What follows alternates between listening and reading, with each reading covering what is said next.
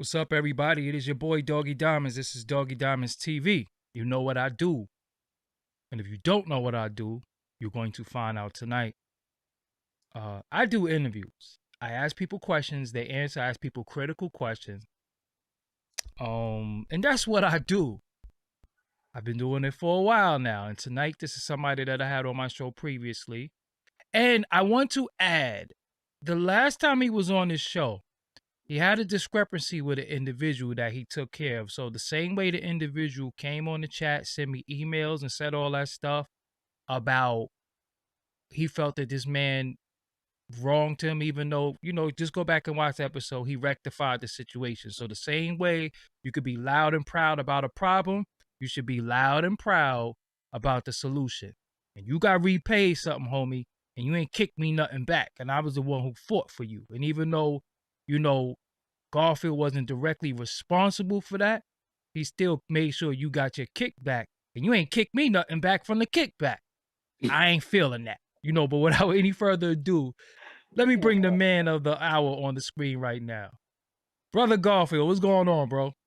Hey, peace and love, man. And I appreciate that intro. hey, ain't nobody realer than Doggie Diamonds, man. Yeah, man, I ain't getting no kickback. I'm like, yo, hold on, I fought, and you didn't have to do what you did. You know what I'm saying? You could have just washed your hands with it, but you hit me and said, I rectified the situation. I bet you he didn't say nothing about that. I'm like, yo, he didn't, and he ain't give me no kickback.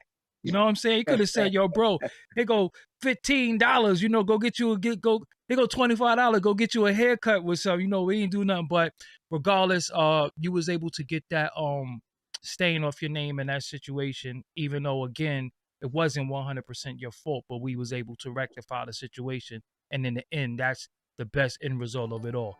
So, Garfield, are you the conscious community troublemaker? My brother from the Amara squad said, hey, you're the bad guy. And I think, Minister Farrakhan said at the Million Man March, 1995, he said, the person who brings the news is always the most hated, or bring the truth is always the most hated. And I think hard truth is sometimes, when it's taken the wrong way, you end up being hated. So a lot of folks in the, especially in the biblical Hebrew community, that the folks that claim they're Black Hebrew Israelites. And, and by the way, before I do anything, shout out to Safari, because he did a promotion for me, a promo. I know he's going through a lot right now. And Safari, my homie Safari? Safari, yeah. Okay, yeah, that's Safari my dude. did a promo for me, and it's actually on my timeline on Facebook. I want to give him a shout out for taking the time out, going through the craziness, and he was still able to show love and give me a a review on my book and say, hey, you know what, I'm endorsing this X, Y, and Z. So I want to give a shout out to Safari for that. That's my guy. So why is in your crosshairs is always the Black Hebrew Israelites?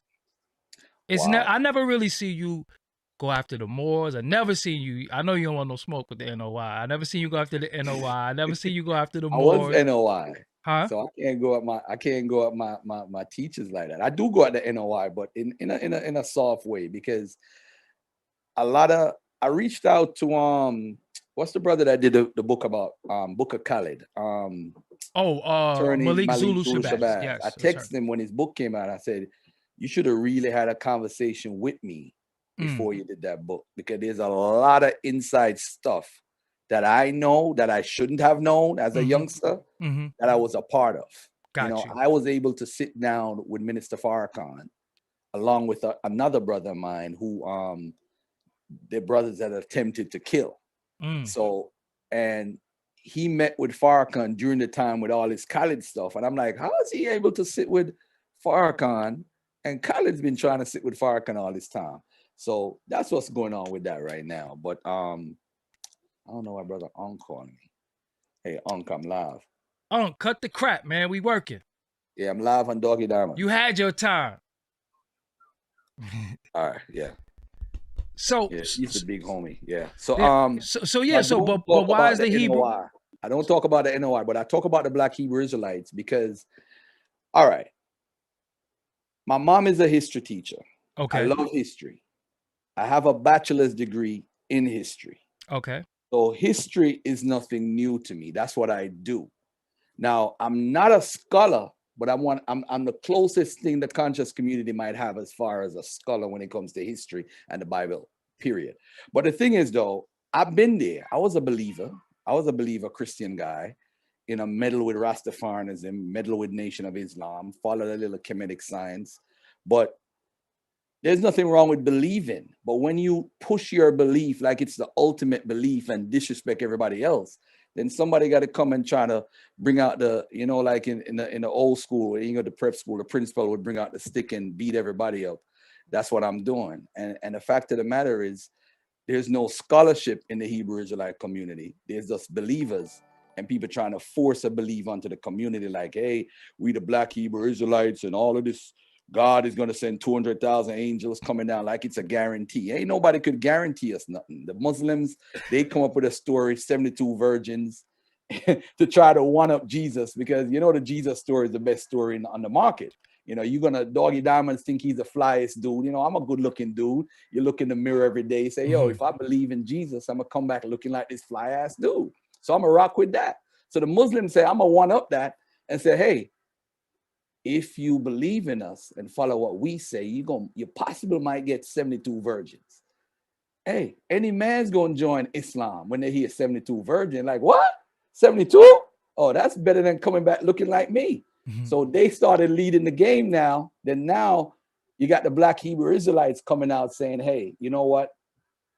We the chosen of God and all that stuff. But I have no ill will feelings. I'm just a truth guy. I just deal with the truth. What I want to ask you is that when we dealing with the Hebrew Israelites, because we shouldn't say black, because the real Hebrew Israelites are black people anyway. So we should. I don't agree with that. That's not true. I'm not saying it's not true. The true, there's no such thing as a Black Israelite, as an ancient Black Israelite, as far as the Bible is called, talking theologically or biblically speaking. That's not historical. That's okay, a theological set. So if you say ancient Israelite, ancient what Israelite? Somebody who descended from Jacob? Jacob never existed. So what are you talking about? You're talking about okay, so let's start. Your initial premise is that the Bible never existed. Nothing in the Bible ever existed. No, I would never say that. You said Jacob never existed, though. Jacob never existed, but somebody wrote the story. That's the key, though, when the story was written. So qualify this. So what in the Bible is real? A lot of the stories after the exile, you have some reality to it. And it's just the truth. And I can't lie. I can't sugarcoat it. There was a kingdom called Israel within the Levant. I cannot lie about that. That is true. Now, did that kingdom dominate the area like how they write about David and Solomon? No, that's just not true. And where do you get this information from? This information is a part of history. All you got to do is, if you're a vassal kingdom, you pay tribute to an empire. Israel was never an empire. That's the key to this, bro. In the Bible, they are written about like they're an empire. They were never an empire. Who did they control? Who did they rule? You talk about an empire, you talk about Egypt. You talk about the Hittite Empire. You talk about the Assyrian Empire. You talk about the Aramean Empire. You talk about the Persian Empire, the Greek Empire, Roman Empire, the Babylonian Empire. And the Israelites were all under all those empires. They were paying vassal to them, to the Cushite kingdom of Taharka. They put the sign of the Kemet sign of the Ankh on the seal of Hezekiah, showing that he's paying tribute to the kingdom of Egypt. So they always were vassal kingdoms. They were vassals. So Jacob, who became Israel, that's just a story.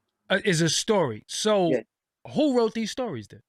All right. So pretty much what you have is this. The reality is you had an Israelite king by the name of Omri. We could prove Omri existed. We could prove many of the kings that you see in the Bible of Israel, northern Israel, existed. what happened is the Assyrians ruled the area. They conquered parts of northern Israel and shipped some of the people from northern Israel, the northern areas, and shipped some of them to the Assyrian Empire. They would make them join their army and all of that. This is where the lost tribes of Israel concept developed from. That's where it comes from. Mhm. But the truth of the matter is, you had between 250,000 and 300,000 people there, and only 40,000 was taken away. So if 40,000 was taken away, you do the math, Doggie Diamonds. 40,000 from 300,000 is 260. That means the majority of the quote unquote Israelites still remain in the land. They were in exile. So when it talking about different tribes and all that stuff, that's a whole nother era we're going to get to shortly. But those people that were remained in the land, a lot of them, like around 80,000 of them, went to Judah, to the southern area of the Israel. And that's where those people started rewriting the books, or started writing a history or rewriting a history and saying, hey, Judah is the main tribe. Judah is this. That's why everybody wants to be Judah, because they are writing from a Judean Deuteronomic perspective. So they changed the history. So all of a sudden now, you read Genesis 49, you find out that Judah was fourth, but all of a sudden Reuben messed up. He slept with Jacob's wife or maid or side chick, whatever she was. So he was banned from being the top guy. Simeon did something, and then Levi couldn't be the guy. So Judah is the guy. Judah is the scepter now. He's the top guy. And then when you see the writings from the Deuteronomic perspective of Judea, you see they're writing like Judah is the top-notch tribe out of all the tribes. So all the tribes get shipped out except Judah. In Kings, you see it's only Judah, but of course, you had Simeon and you had the Levites and you had, other tribes that were mingled in the south. But the writings that we have developed from the south, from like the 7th century on, so that's where a lot of the writings developed from, which is more of a Yahwistic writing. They made the Yahweh like the main God, because before in the northern kingdom, remember, they're called Israel. The theophoric name El is there. So you know where they're coming from. They used to worship a Canaanite deity, because the bottom line to all of this that kills the doctrine of the Black Hebrew Israelites is that the Israelites are Canaanites, but they write their history like they come out of Egypt to trick the people that they're not Canaanites, but they really were Canaanites. So they worship the Canaanite God. The language they speak come from Canaanite. They follow the Canaanite culture. They worship the Canaanite gods. The agriculture that they did was Canaanite. The houses they built was Canaanite. Everything they did was Canaanite. Then you look to Ezekiel 16 verses 3. It tells you, my father and mother was a Hittite and an Amorite. You go to Genesis 23:7, I think. I could be wrong. You find that the Hittites, you find Abraham saying, he needs to be buried in the land. And he called the land the Hittite land. So when you see Hittite in Ezekiel, it's referring to the land of Israel, which is Canaan. So that's where you came from on your mother's side. And then on your father's side, you're an Amorite. Why they say Amorite? Because Amorites are the kings in Israel before Joshua and them came out of Egypt and conquered the Amorite king. So the Amorite is a code word for Canaanites. So that's why you're an Amorite and a Hittite, because you were Canaanite. So the Canaanites are writing a history pretending that they are not Canaanites, but they are Canaanites. They're just a group of Canaanites that decided, yo, we ain't gonna mess with them dudes over there. They foul. They doing this, they're doing that. We ain't rocking with that type of behavior. We gonna rock with our we rock and pull together. And eventually it was 5 tribes, 7 tribes, 8 tribes, 9 tribes. Then after the exile, it became 12 tribes. So let me ask you something. Historically, that landmass was called Palestine. Then it got changed to Israel. Was it ever Israel? Let's say this. We do have a records from the Misha Stele in the 9th century talking about the king of Israel. So yes, there was a boundary that was called Israel. Where was it though? The whole of Canaan or not, that's debatable. Where was it? Depends on what time period. The same place where it is today. Same place it is today. So it went from Israel to Palestine, and now it's back Israel. Right. No, but remember, it wasn't called Palestine. It was called Syria Palestine. Syria Yes, yeah, Palestinian. yeah. So let me ask you something. We have what we call the Black Hebrew Israelites. Then we have the small hats. I can't hear you if you're talking. No, go ahead. Go Okay, ahead. Go okay. ahead. I was Then talking we to my have the small hats, the other group. How did our people come out of that, or how did they come from our people? Like, why is there different groups of people claiming to be the real Jews? All right. The issue is this, right? We as Black Americans, or Black people in the diaspora, have an identity crisis because remember, we were robbed of our name, our language, our folkways, our mores, our norms, our traditions, our customs, everything that we had. We lost it during the transatlantic slave trade. Papi, go over there, please. Thank you. Sorry about that, brother. No All problem. right. So now we were lost of all of this. And what happened is we're trying to identify who we are. So what we try to do is log on to what's the best conversation, or what we can log on to feel the best. In the 1800s, our ancestors, or the ancestors of the Americans here that were born here, they would use the Bible as inspiration and say, hey, we are the Israelites, to free ourselves. We need to move on, and so forth. So instead of we identifying with who we are as far as African traditions, because remember, the first groups like the African societies, all of these groups call themselves Africans. They always say we were Africans. Whether they said they were Ethiopian or West African, they always said they were African. Later on now, while we started to learn the biblical text, we developed a talk. Frank Cherry or Crowdy came up and said, hey, we are the Israelites of the Bible.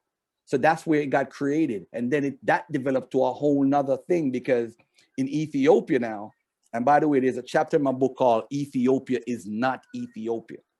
Are we going to get to that shortly? Because that's very deep.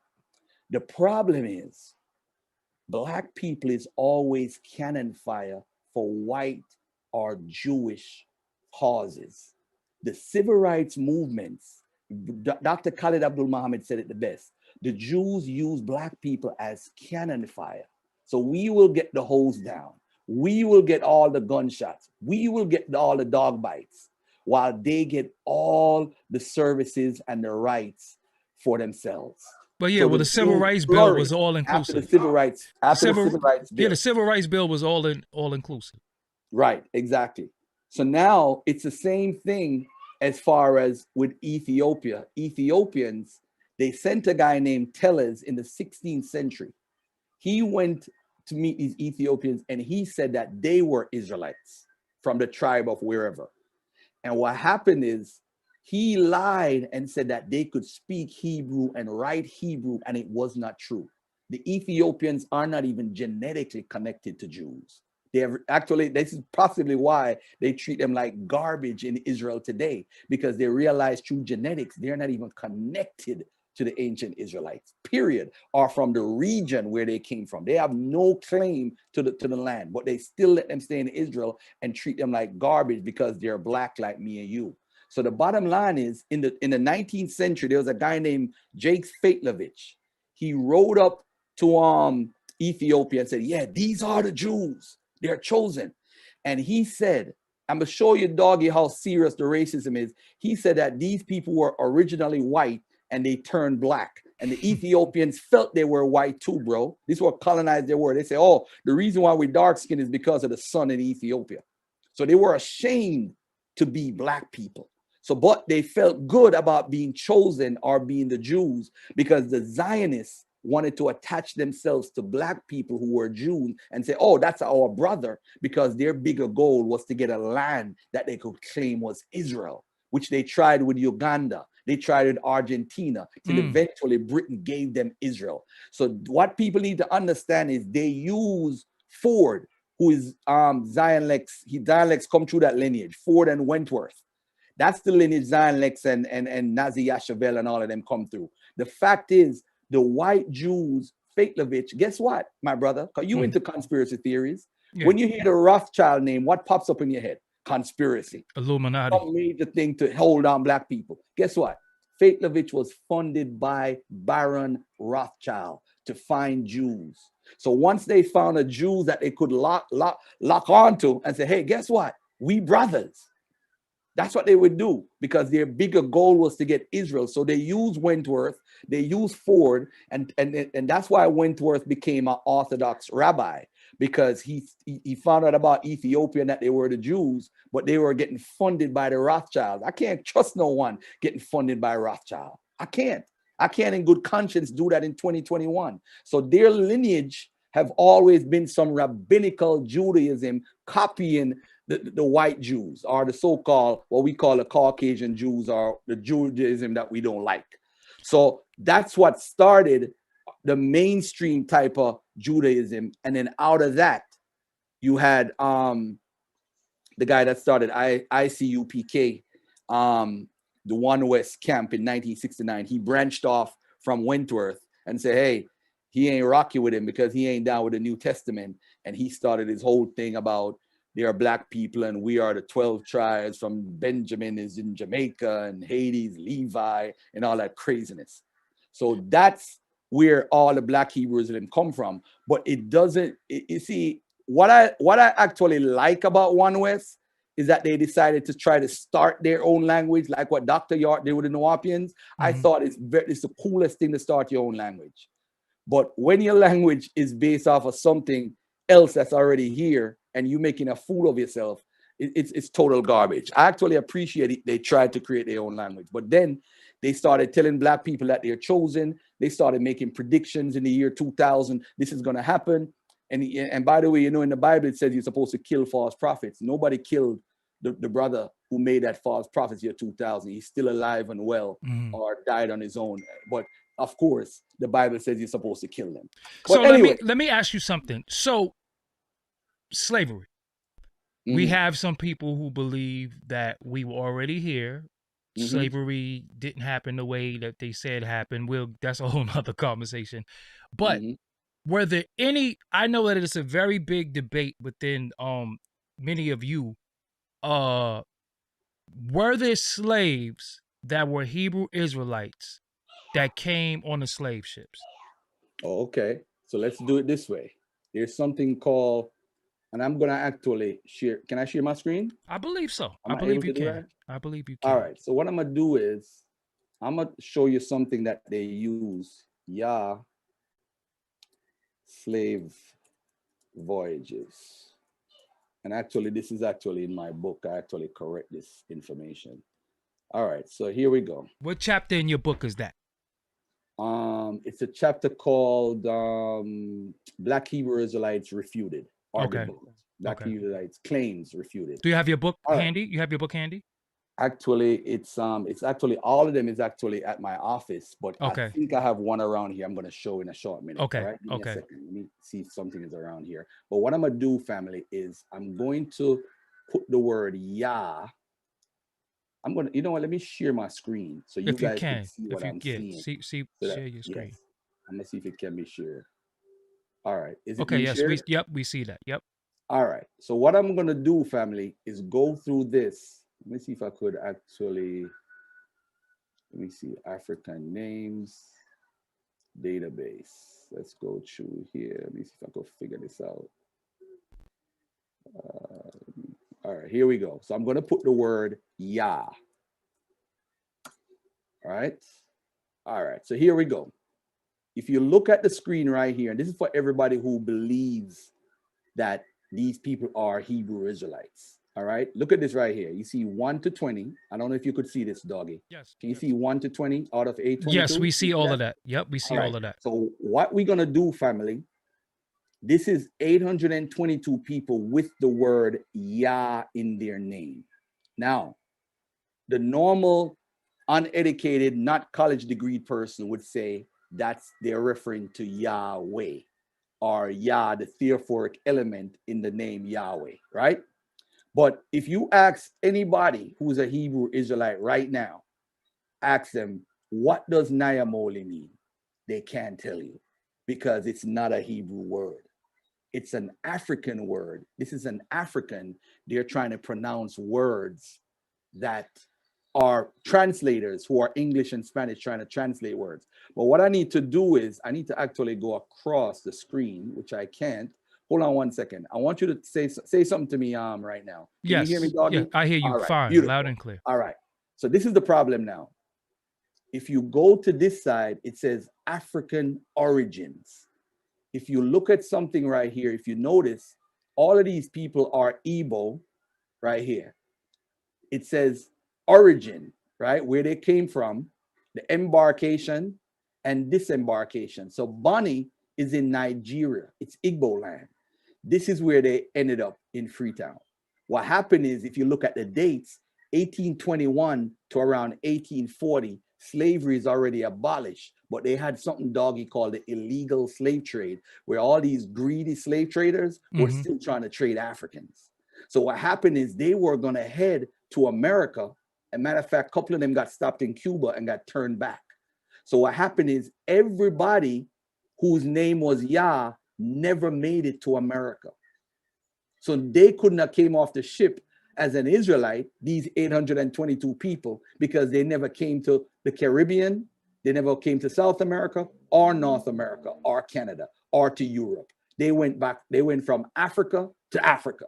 So they never came over here at all of them. So if you look at the disembarkation, all of it says Freetown, and we could go through all listings. It's going to say Freetown because it was an illegal slave trade. But this is the trick now. This is the dagger, because I'm from the dagger squad and we throw daggers all day. Look at this now.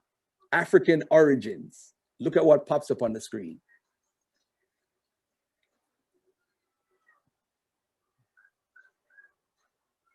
You got a slow ass computer. Yeah. Garbage on here. That's what it is. You got a Mac. Man. You ain't Come got on. Jaguar, none of that. You got like Me like that, man. Come on, computer. do How you gonna dirty. flop You got like your operating system is like Tabby. It ain't Jaguar, it ain't like that? Lion, is like Tabby or something like And that. by the Like, way, this is my yeah. website, by the way, Okay. brothergarfield.com. Just click on let me just back up a little bit. So that's where they can get the book at Yeah, let me just back up brothergarfield.com. a little bit so y'all can look at the front. As you log in, you're gonna see the website, you're gonna see my picture about this, read my story, you're gonna learn a little bit about the chapters. And if you want to buy the book at the front, you could press buy the book. And once you press on buy the book, you just click down and just click right here. And then you just add the cart, add the book to your cart, how many you want, and you just buy your book. It's collected through PayPal. Boom. Books going out every day. I got me and my family. We're doing most of this stuff from my office. As a matter of fact, I was supposed to do the interview from my office. I wasn't supposed to do it here because I wanted you to see everybody who is working and get them a little shine, you know? Doing it now. Man, look at this right here. Okay. All right. So this computer is acting up. But if we went to the website, what would have happened, family? You would have seen all the pronunciations of this word Nyamoli. And guess what? It wasn't spelled this way. They decided to put Nyamoli with the ya here, but there were three ways to spell it, how it's pronounced. So they have a recording and they say Nyamoli. Nyamoli could be Nyamoley. But why they put the H, I don't know. I actually wrote Slave Voyages to ask them this. But the key here is none of these people, Doggy, came to America, came to the Caribbean, came to South America. They left from Africa and went to Africa. Really quick, Garfield. For the people in the chat room that's leaving comments, moderators, don't delete any of their comments. Let everybody say what they want to say. Don't delete any comments, as long as they're not being disrespectful and saying something that's not relative to the topic. Let them have their topics. Somebody said, Doggy, why would you bring a person to bash a group of people and not give them a chance to defend themselves? Well, idiot, let me explain something to you really quick.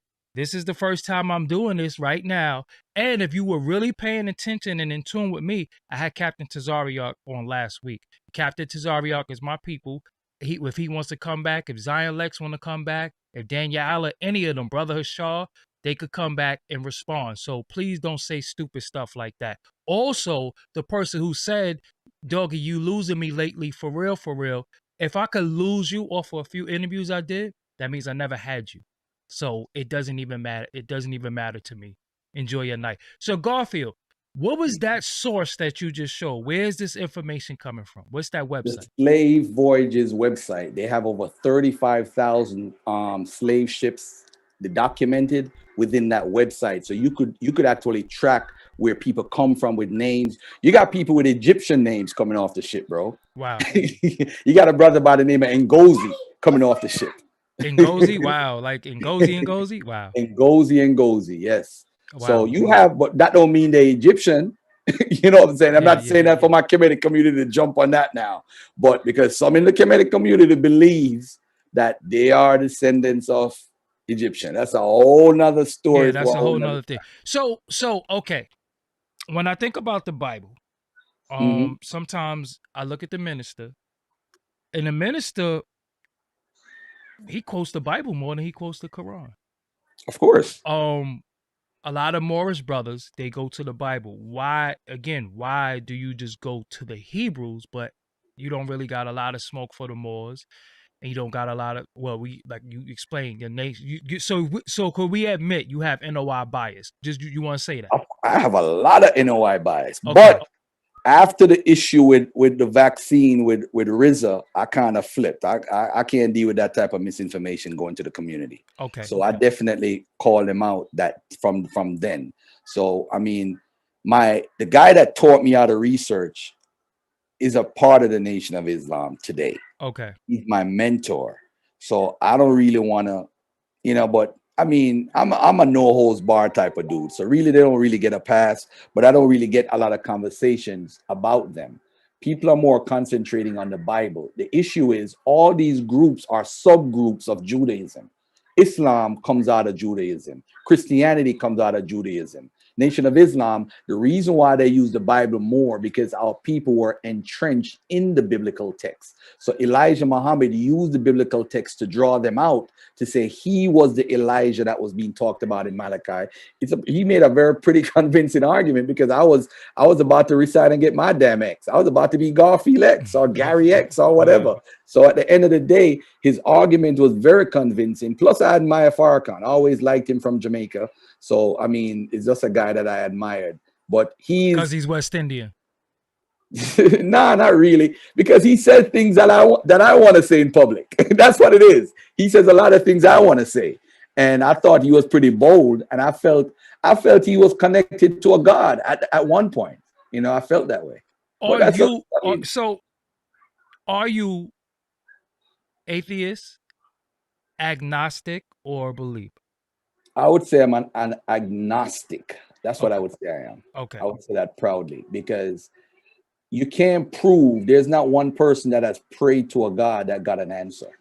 Okay. Because the hypocrisy is, Doggy. So for example, you are a believer, right? And you said, oh, thank God I got over COVID. Well, why did God give you COVID in the first place for you to get over? If you are under his blessings. These are the things. We never thank God when something negative happens. We only thank God when something positive happens. And then we blame this unknown devil for when the negative happens. It's ridiculous. Yeah. Ridiculous. So shout out to Rodney Corley too for that donation. Yes, we see you, brother. Yes, shout out to Rodney Corley. He sent a couple of donations. So okay, let's get into the book. I want to get into the book.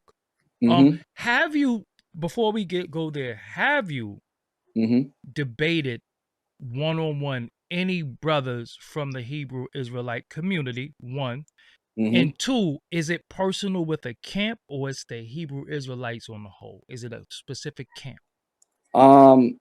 I think it's a bunch of brothers who are looking for an identity. So anybody who's looking for an identity, and by the way, too, I'm going to do a book called Misconception and Misinformation by the Muslims and Moors. So that's coming down. That's like number 3. All right. The number 2 is Misconception and Misinformation by the Comedic community. That's number 2. Number 3 is Misconception and Misinformation by the Black Muslims and Moors. So have you debated anybody in there? Yes. Zion Lex, had a sit down with Zion Lex. Okay. I've sat down with I mean, I've had dialogue.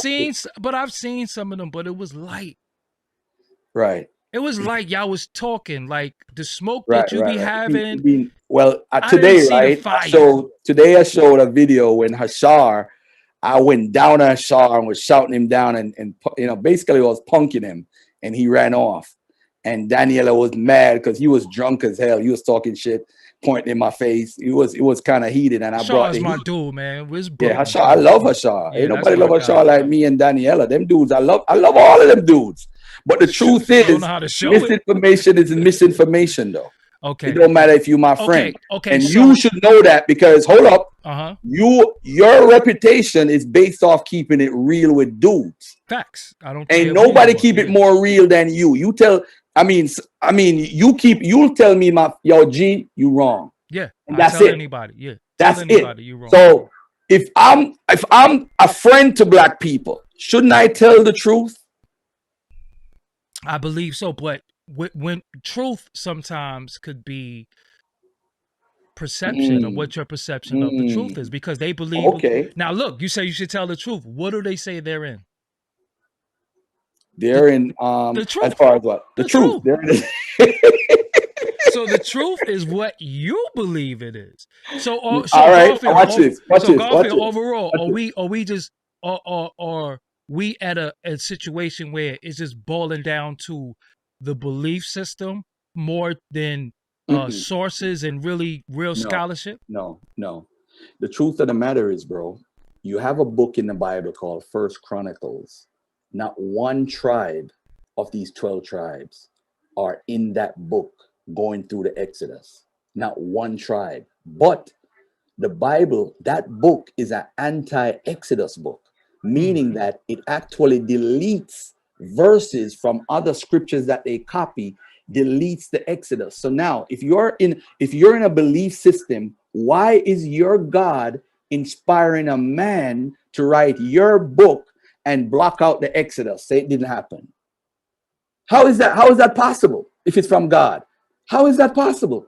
Bro, Ephraim, I'm gonna give an example. Ephraim, I should share my screen for this, man, because this is daggers. Ephraim, So my daggy brother like that. Katazar that rock with Tazariak, he says, I'm from the tribe of Ephraim. Watch this.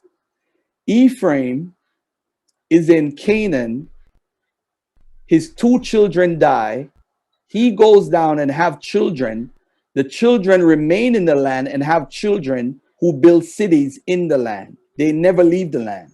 Another story says Ephraim goes into Egypt, have a child and a grandchild before they're even 5 years old. How does that happen? That's not even possible. So now you got to say to yourself, which story makes sense? The one when Ephraim goes into Egypt and have a child and a grandchild before he's 5 years old, or the one where Ephraim 2 children get killed and he has another child and they keep having children in the land? Which one makes more sense? Okay, I don't want to answer. Manasseh is another one that has children when he's less than 5 years old going into Egypt. Benjamin, another one, has a child, a grandchild, and a great grandchild in less than 22 years. That's not even possible. But of course, a believer will say anything is possible in Christ or in God. That's not even possible. But when you read First Chronicles, it gives the history from Benjamin all the way to David. And guess what? There's no Exodus. Which story in the Bible makes more sense? Which one? So The one that says, you're saying the New Testament is BS? no, not the New Testament. I'm saying the Old Testament is BS. contradicting the Old Testament. That's what I'm saying. In the Bible, it's telling you the Exodus didn't happen. And in another part, it's saying that Exodus happened. You have to realize and have to go into it from an academic perspective. Why is Moses not mentioned by any pre-exilic prophet? Moses is the most important person in the Bible outside of Jacob because he led you out of Egypt. So how is it they're talking about the Exodus and they don't mention Moses? In Psalm 78, it gives you 7 plagues, no Moses. Hosea talk about some guy, no Moses. This guy talk about some Exodus, no Moses. Then the Exodus they talk about is not even the Exodus that we see in Exodus, because Exodus is written after the Babylonian exile. Listen, doggy, these guys don't read their Bible. You have the people in the Babylonian exile coming back to the land. The people on the land says, hey, we come from Abraham. This is in the Bible. The people that coming back from Babylon says, no, we come from the Exodus. So you have two people fighting in the Bible. Which narrative is the better narrative? Today, we have a narrative where Abraham now comes from Chaldea, and now he's now included in the Exodus story. So it seems like they had a little a little peace treaty where they molded the stories together. But look at this, Doggy. You have the Exodus tradition. You're supposed to have a Bible. These Jews live in Elephantine in Egypt. They have a temple, right? The temple get burnt down by the Egyptians. They reach out. Darius is the king, the Persian king. He says to them, you need to do unleavened bread and Passover, right? It's not a rule for them. A Persian king tells them to do unleavened bread and Passover. Watch this now. They reach out to the Jerusalem temple. Jerusalem temple said, y'all could build up another temple. That's fine. There's a law in the Bible that says the only temple should be the temple in Jerusalem, and that there should be no other temple. So why, if the Bible existed, why are you building another temple? Then when they decided to reach out to the Samaritans also offered the support and said, go ahead and build your temple. So you have the northern Samaritan Israelites and you have the Judean, who are also quote unquote Israelites. They both allow them to build a temple, showing that there's no Torah at the time. Then watch this now. This is the dagger of the evening. When they're performing Passover, you know, Doggy, Passover is for what? It's for Exodus and them coming out of Egypt, right? Do you know that's not why they were celebrating Passover? It had nothing to do with Moses. It had nothing to do with the Exodus. It was just a tradition that they were celebrating. Dagger. How are you celebrating Passover? It ain't got nothing to do with the Exodus. Game over. That's telling you there was no Torah at the time at 407 BCE. Stop believing the hype. Go ahead, brother. I can't hear you. Are you muted? Hold on there. Are you muted? I can't hear you at all, bro. I can't hear you at all.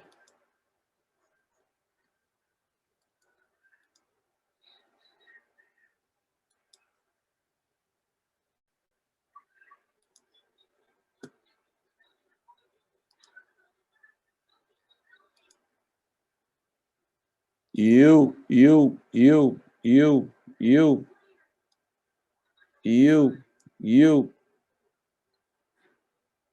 Can they still hear me? Or they could hear me? All right, cool. You want me to continue teaching or something? I hear you a little bit. I just heard you. He's like, I don't know what happened. You want to end the show, man? Because that's crazy. We could do it another time, man.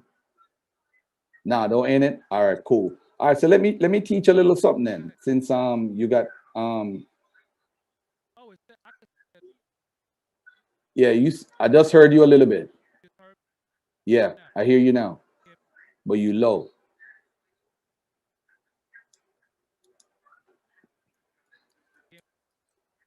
I could hear you a little bit.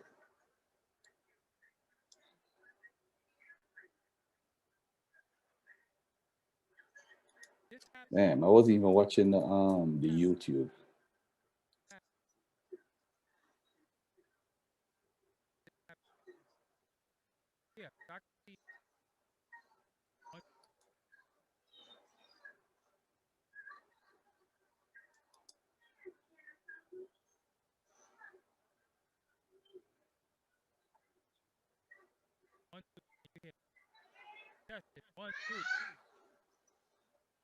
Oh, okay. I hear you a little bit. Go ahead. But you go ahead though. Go ahead. Garfield. Yeah, nobody could school Garfield on this, because I'm not speaking anything that's a lie. I'm speaking the truth. I could use the Bible and refute everything that these guys teach. I could even look at the 12 tribe chart. We could look at the 12 tribe chart right now and look at the West Indies, but yet still it's supposed to be, hold on, it's something not go on, something not go on. What go on right there, sir? What go on right there, sir? All right, cool. We good. All right. All right. All right. All right. All right. But you go ahead. Just keep going. All right, cool. Yeah, even with prophecy, we look at prophecy with the prophets. I actually document in my book, and all the main prophets of the Bible, I document false prophecies. So if you look at Nebuchadnezzar, if you look at the Tyre, you look at the Tyre prophecy, you look at the Nebuchadnezzar destroying Egypt prophecy, you're looking at all those things and how they failed and how we still accept those guys as prophets today. Jeremiah got it wrong. Ezekiel got it wrong. Isaiah got it wrong. Daniel got it wrong. When you look at the 70 years of prophecy of Jeremiah, and how I believe it's Ezekiel who also got it wrong. One of them, it says for 70 years, one said 40 years. Then Daniel came and tried to cover up for both of them and call it, made up something about 70 times 7. And then the Christians used that as a prophecy regarding Jesus Christ in the first century. And then it actually was referring to Antiochus Epiphanes in 164 AD, when the Jews actually became an independent kingdom without any vassal kingdom over them. So there's truth in the Bible and there's reality. But the questions that these guys can answer is, who wrote the Bible and when did they write it? Because the key is, look at this. If in Genesis you said that Abraham come from Ur of the Chaldees, or he's implying that he's some Chaldean to some effect, how could he come from Chaldees when the Chaldeans came into that region 10th century BC? So what was the writer doing? It couldn't have been Moses. Moses wasn't writing about Ur the Chaldees. And how could Abraham come from somewhere or some people that only came into that region in the 10th century? So that means the writers are in the Iron Age, which is like from 1200 BC to around 400 BC. So at the end of the day, why is Chaldeans important? Chaldeans is only important, doggy, because the kings in Babylon were called, they were of the Chaldeans. They are literally Chaldeans, bloodline. So they were Chaldeans. So the writers of the Bible knew them as Chaldeans. That's why they try to make Abraham, when they was creating the narrative to mix Abraham with the Exodus, they created the narrative and made Abraham a Chaldean. There's no other reason. You can hear me?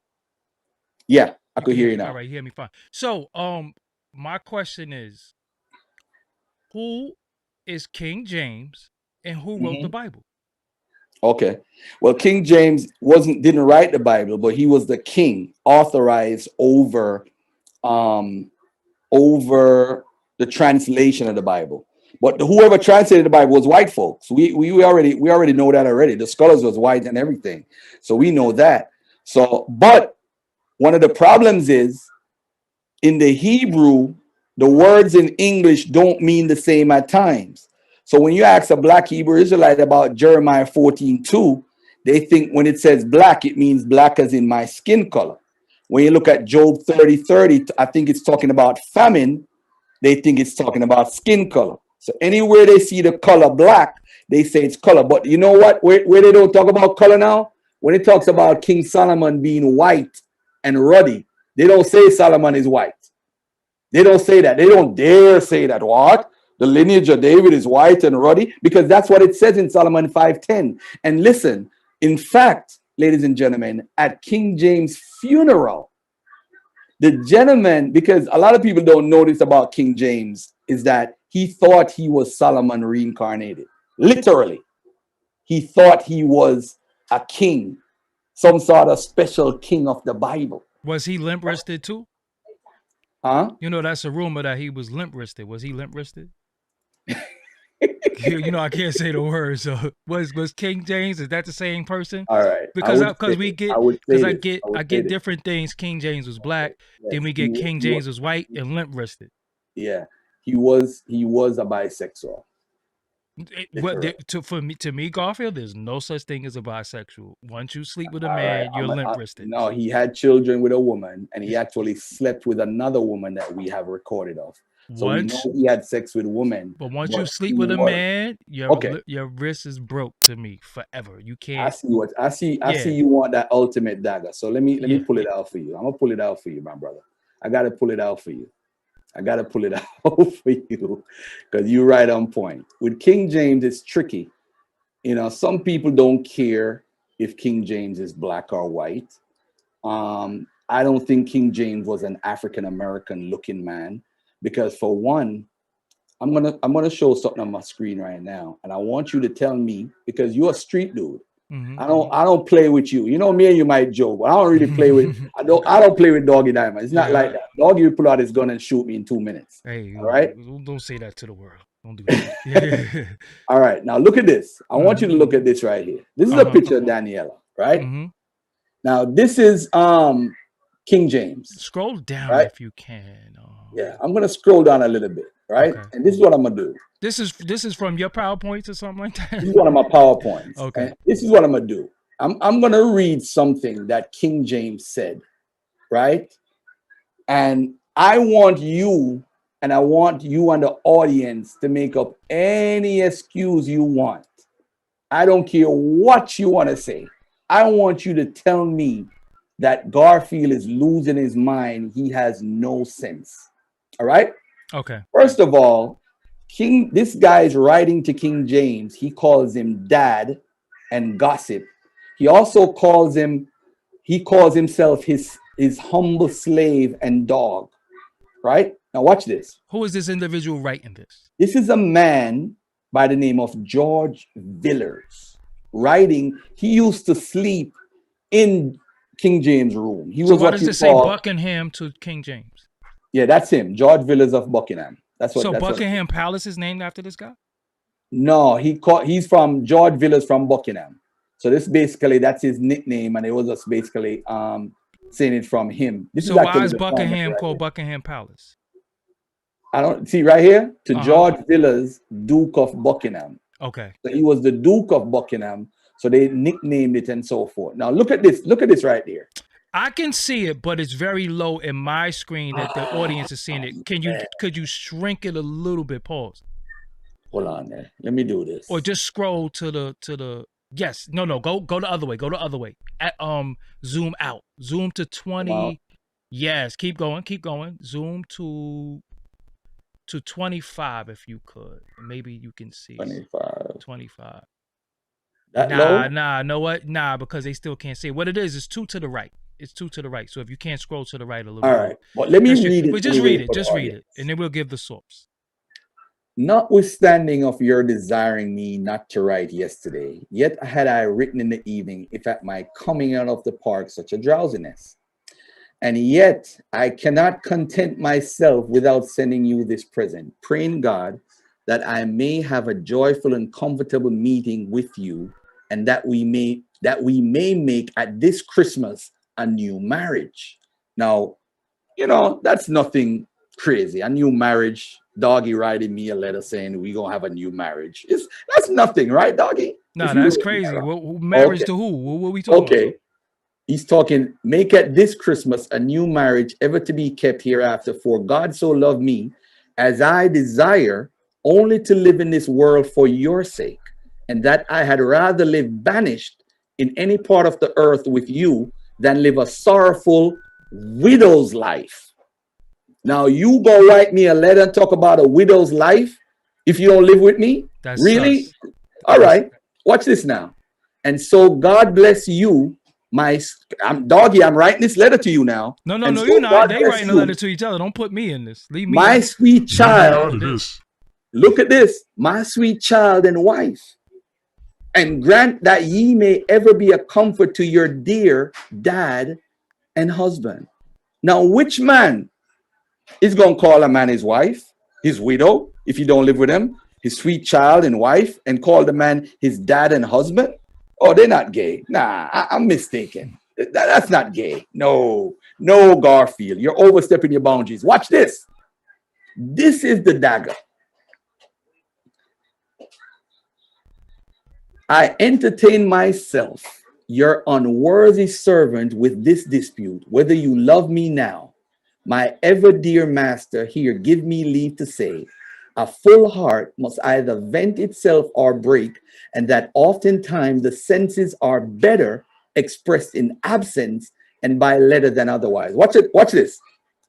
Better than at the time, which I shall never forget at Farnham, where, listen to this, doggy, where the bed's head could not be found between the master and his dog. Let me repeat that. The bed head could not be found between the master, which he is, because you remember he called himself your most humble slave and dog. He's calling himself the dog, and the king, the master. You can't find the bed head between you and your master. What is that? Okay, all right. Listen. Close all that out. Close all that. Let's close all that out. Come back on the screen. So what I want to ask you is, I've seen brothers present another individual called King James that was a black man. I've seen that before. Who is that then? Okay, let me show you a picture, because I think the picture that they show is a hold on, let me see if I could show this picture here on the screen. Let me see King James. All right, let's see. There's a couple of things with King James that's very troubling. One is, hold on, let me see if I could find this picture for you.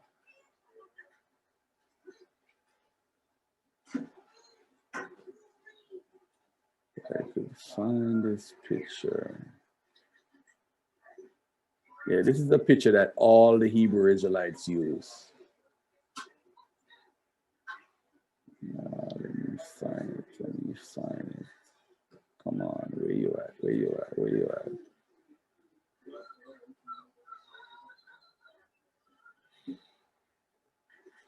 Hold on a second here. Let's do this. I have one picture here. This is King James, by the way, right here. This is the Virginia seal that they use in America. They have King James on it, right? That's definitely a black man doggy. All right, just want to let you know that. Now, I want you to look at this picture here. Not this one, not this one, not this one. This is the one that they use. Oh, you can't. Here we go. Right here. See that picture? I don't think your family could see it pretty well. Can they see that picture on the screen? I think you knocked out again. I can't hear you again. Yeah, I moved it over a little bit. Now, if you look at this picture, this is actually the primary picture of King James. If you look on a Black Hebrew Israelite website, this is darkened. If you look at his hair is straight. He has a lumbar straight mustache. This man here is looked on this way because the picture is normally darkened. So they say, oh, it's a black man. But if you look at the features carefully, this is definitely not a black man. This is a man with brown hair. How many African-American males you know with brown hair? Unless you're mixed with Scottish or some white guy.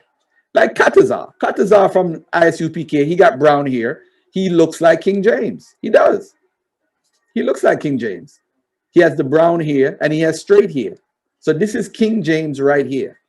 But the thing with King James, ladies and gentlemen, you'll find in the book is that King James, and by the way, too, the guy that drew this picture drew many pictures of King James. I bet you none of them didn't even look at none of the other pictures of King James. This is a picture of Queen Anne with a black Moor. I think, yeah, with a black Moor. See the black Moor right here? So if the artist decided to draw a black Moor, why didn't he just draw Queen Anne black? What was the problem with drawing her black if it's not a legitimate picture? This is one of the biggest, most researched images of Queen Anne. Straight nose, big forehead, straight hair, and this is supposed to be a black woman. Hold on, we get into Black Douglas a little bit. But this image here is the image that they use most of the times. This image right here. And it's not, this is not, they could body bag me and cross the line all the time. Tell them to invite me on and do it. Invite me on and do it. Here's another picture. This is Charles the First. Look at the straight here. But again, doggy, these are all conspiracies. Everything is a conspiracy. They're hiding that these people were black. These people were black. It's a conspiracy. It's rubbish. Total garbage. Total garbage. But the issue is, oh, your mic is still out? Why you gotta have technical difficulties when Garfield on, man? It's a conspiracy, man. They pulled the plug on me, man. Damn. Oh, man. But you know what, family? I thank y'all for tuning in, man. I mean, I don't know if Doggy want me to continue teaching, but I'm gonna tell y'all right now. Go refute the information and talk all the conspiracy and talk about, oh, they said this guy was black and this guy was dark. Hey, Doggy, do you know Al Capone, right? All right. If you know Al Capone, shake your head. Let's shake your head. Let me know. All right. Oh, man, I can't hear Doggy at all. Oh, man. All right. He said, keep going. If you look at Al Capone, they call Al Capone, you know, Al Capone is one of the whitest white men you know. Criminal. Al Capone was called dark and swarthy. John Dillinger is due called dark and swarthy. A lot of these Italian people were called dark and swarthy. What happened is, ladies and gentlemen, the invention of race is what messed up the whole thing. You see, King Solomon reincarnated, who is King James, is really the reason why we start dealing with color. Look at this, family. When King James was being buried at his eulogy, they actually said that he was white. They actually claimed he was white at his funeral. He was white. That's what they claimed. And that's what I'm going to show. I'm going to show the primary sources for that. At his funeral, they said he was black. He was white. That's what they said. If you want to argue with that, that's on you. But the truth of the matter is, family, this is what they said about him in the time when he was alive. We have artists who painted Charles II. Hey, let me tell you something. They said Charles II was dark, right? So she said she's going to bring him outside when he gets lighter. So now let me tell you something, doggy. If you're dark, if your baby is dark like Garfield, how is she going to get him light? By bleaching his skin? Obviously, the dark don't mean dark as in black like an Ethiopian, family. He's darker than the lightest white people. That's what they do. They call dark European people swarthy, dark, or even black. That's what they did. That's what the English did. That's what they did. So now you running around saying, oh, they call the Irish black. But the Irish got a completely different word for black people. Why do you have a term for black people? And by the way, doggy, the Irish call black right? people. There you go. There you go. Yeah, okay. See, I'm in here on some technical stuff. You know, I'm going to figure this out. We ain't playing. Doggy, did you know that the Irish call black people blue people? What? Did you know that they call black people blue people? What they call us blue for? Because we're so dark, we had like a shine to us. They would say we're blue. That's what the Gaelic people did. That's their culture.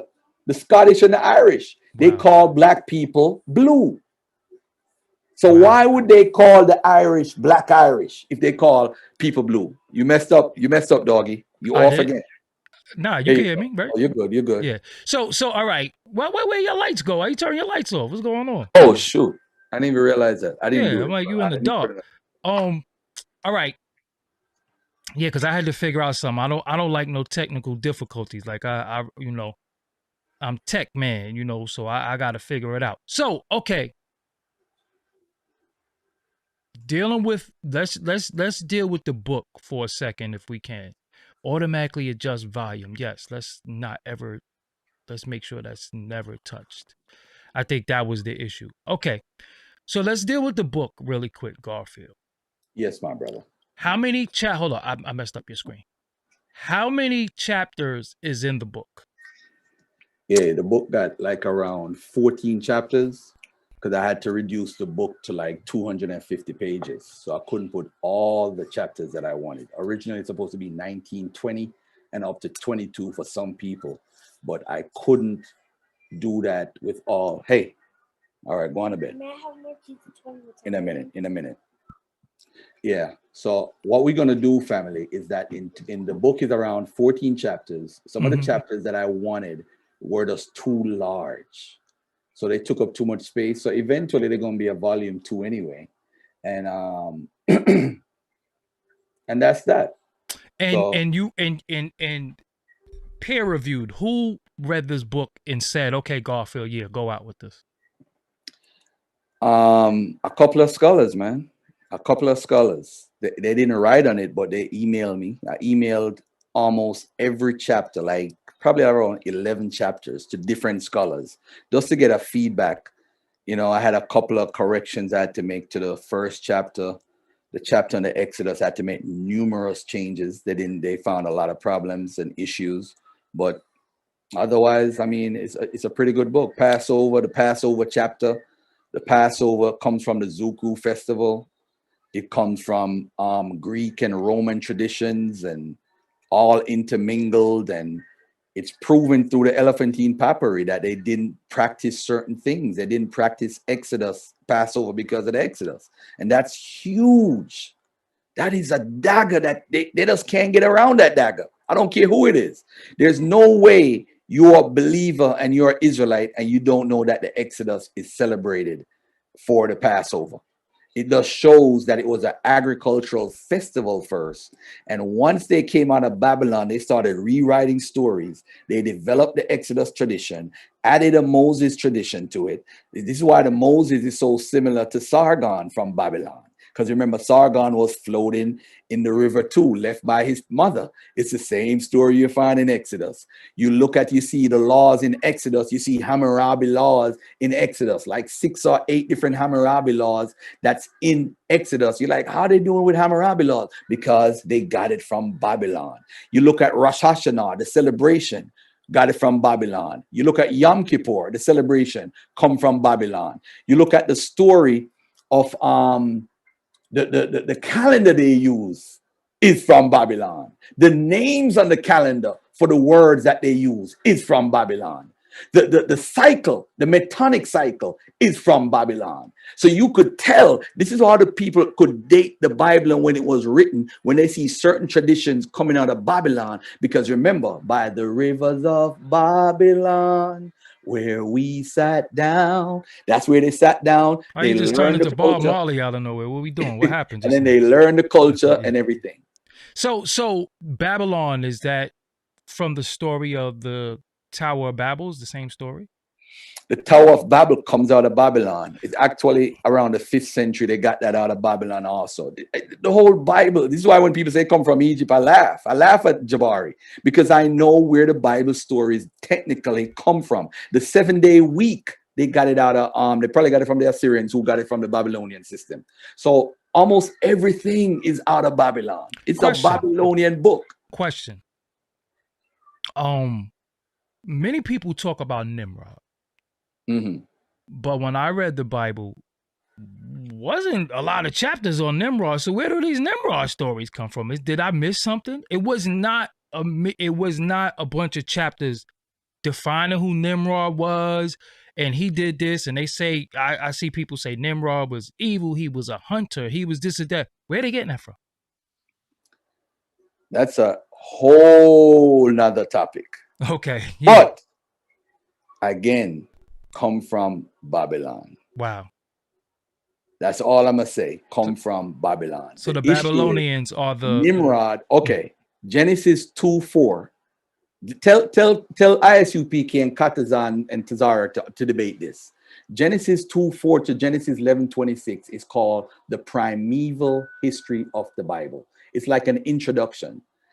According to academic scholarship today, not Garfield, the consensus of scholarship feels that that was written around the 2nd century BC.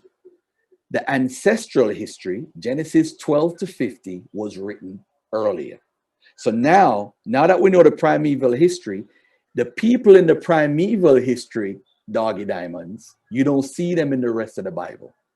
You don't see Cain, you don't see Abel, you don't see Seth, you don't see Japheth, you don't see Shem, you don't see them in the rest of the Bible. They're nowhere. The only other person you see really is Abraham, because they had to invent a history to connect Abraham to Mesopotamia. Because remember, the people in the land were saying they owe the land because Abraham is who they come from.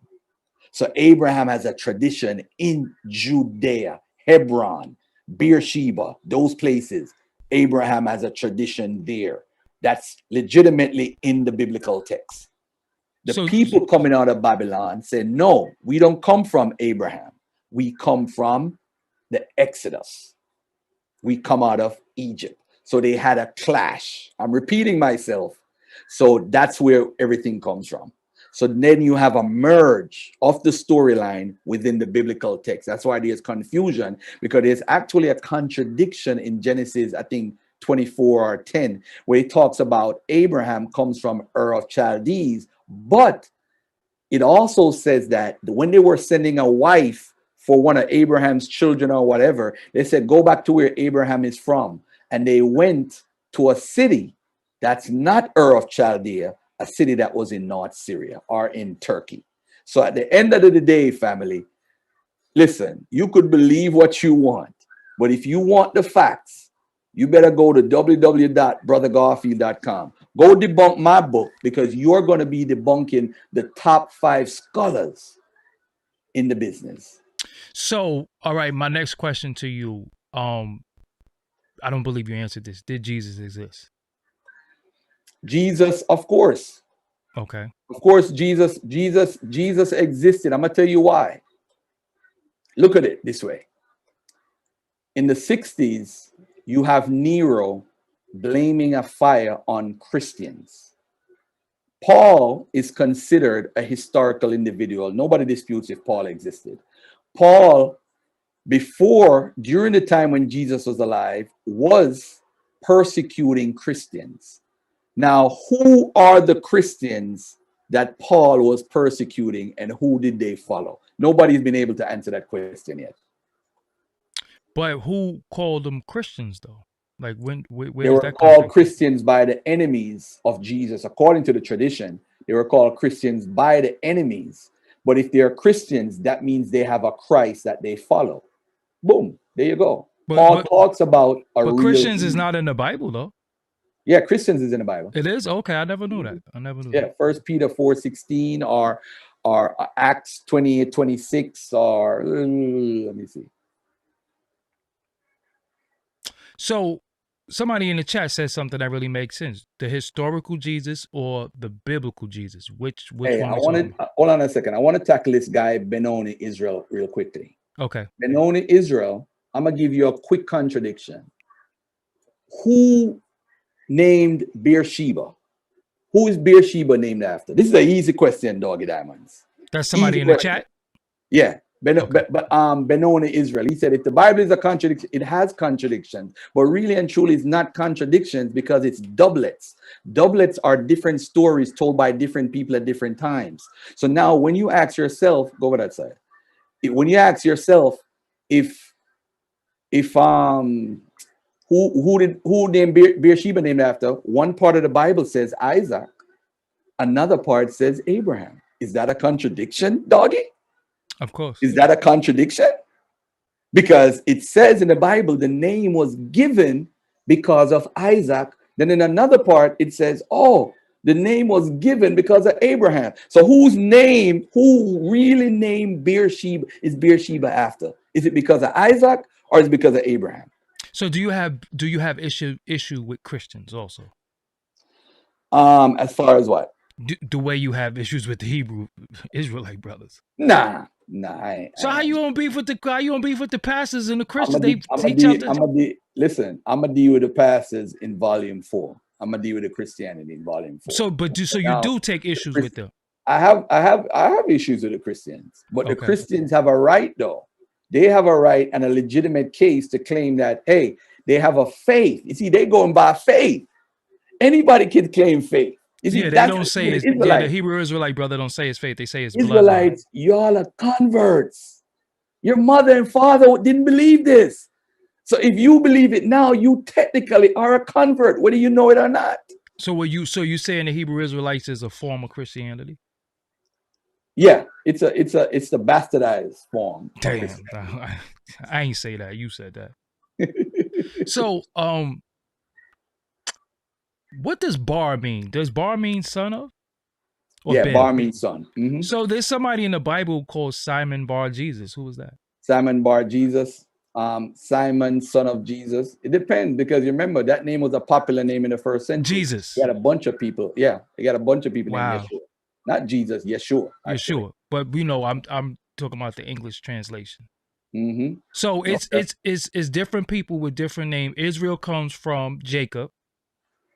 Now Jacob. Hold on a second. Uh-huh. He was called, his name was changed to Israel also 2 different ways. That's another contradiction. Why did his name change to Israel? What was the reason? That's like the 7th day. Why did they follow the 7th day? Is it because of Jesus, God resting, or is it because of the Exodus? That's a contradiction. So if you listen, ladies and gentlemen, you can't challenge Garfield. You can't. You're gonna lose. Have you ever been on Cross the Line Radio? I actually tried to call in and they cut me off one day. They claimed they didn't do it on purpose and all type of garbage. But I'm willing to go on Cross the Line. I'd love to go on Cross the Line. Would you go in person? Hell yeah! I mean, in New York. As a matter of fact, Doggy, when I'm going, I want you to roll with me. I feel more secure. Nah, they ain't gonna do nothing to you. Yeah. Nah, that's the family. So all right. So let me ask you something. Now, if these brothers have their what they feel is their bloodline, they feel like it's their birthright, why do you have a problem with it? I asked you that early on, but I didn't get a definitive answer. What is your problem with these guys? Because we have different camps. Some camps have said some things that was like, what? But even when they said some things that was what, when they qualified the statement, it was in accordance to their Bible. So we can't really get mad if it's in their Bible and they're followers of their Bible, right? Then we have some brothers who just on the, out there just disrespecting any and everybody, which is, I'm glad I never ran into none of them, because I'm like, yo, we gonna get it shaken out here. You know what I'm saying? And then we have some brothers who just out there teaching and doing what they do. What is it that you take problem with if they just follow their faith and they believe what they believe? Why do you have an issue with it? Yeah, there's a chapter in my book called Where Do We Go From Here? And Where Do We Go From Here lays out a whole plan for the Black Hebrew Israelite community. It lays out an economic plan, a unity plan, a plan to get land and move to their own area where they could be blessed by their God. But why do you care though? That's what I want to know. Why do you care? Well, because I do love Black people, but I do want the truth out there, because I think a lot of us join these organizations and most of these dudes are broke. Let's just be honest. They're just broke people who looking a way out and they feel the only way out is through God. A lot of the brothers got jobs. They work, man. Come on. A lot of these brothers are broke. And when a lot of these Comedic dudes is broke. Listen, I don't know about Kemet because I don't look at Kemet as a group. Okay, now let me ask you before we go there. This is what I didn't understand. I wanted to ask Unc this. I don't understand. Y'all had something called Kemet on trial. Was you a part of that? I was in the background, but I wasn't no major part of it. We had Brother Reggie. We had Brother Polite. We had different guys that was a part of Kemet on trial. I know Unc. We got Smash Rockwell. At one point, y'all was Kemet. Don't front, y'all was. Then, as of late, I've been seeing y'all go at Jabari, even you going at Reggie. What the hell is that about?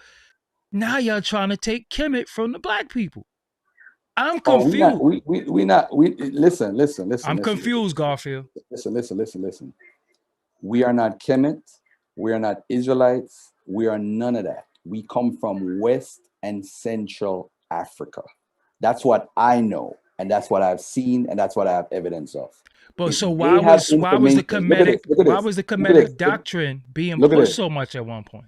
The Kemetic doctrine, because people was trying to replace the white supremacy. What Dr. Ben did is they said Elijah Muhammad said the white man is the devil. So he wanted to prove that we didn't need that to inspire us. He wanted to show us that what black people did and show us our glory days. Dr. Ben wouldn't approve of some of these guys today. Dr. Ben wouldn't. I'm telling you that. He would laugh at them because they have turned Kemet into a religion. Kemet did this. That's the issue first with toilet it. is Kemet. The first this is Kemet. The first that is Kemet. So that's the issue with it. That's the issue why that's why my you're trying issue. to. That's okay. my issue. So Everybody see, has a right. Okay, I Everybody has a understand right, that. doggy. I but understand that because I started. I'm gonna be real with you. I started feeling like a lot of people was just a little too camming out. I'm like, yo, hold on. It was a continent. It's not. We're not from one place. We were all over the all continent. over, Different we people were here. connected. Different people was here. But historically, if you look at where we were kidnapped from a specific region. And I think people started romanticizing with Kemet because of the beauty and all the rich history. One thing I got to touch on before I go. Mm-hmm. Deuteronomy 28. Bring me back to that because I'm going to be the first person ever to completely refute Deuteronomy 28. Completely refute What it. is Deuteronomy 28? Deuteronomy 28:68 is about some blessings and curses, and that's what the Black Hebrew Israelites use as a recruiting tool because it talks about taking people away on ships. So what I found, Doggy, is I found a primary source in the BC era of the Assyrians taking Israelites by ships into Egypt. So they always say that the ships is the slave ships coming over. But watch this. What about the people, Doggie Diamonds, the first people that were taken as slaves out of West Africa? Do you know that most of them went to Portugal? Most of them went to, I'm going to say a name right now you might not even be familiar with, Azores. Do you know what Azores is? No.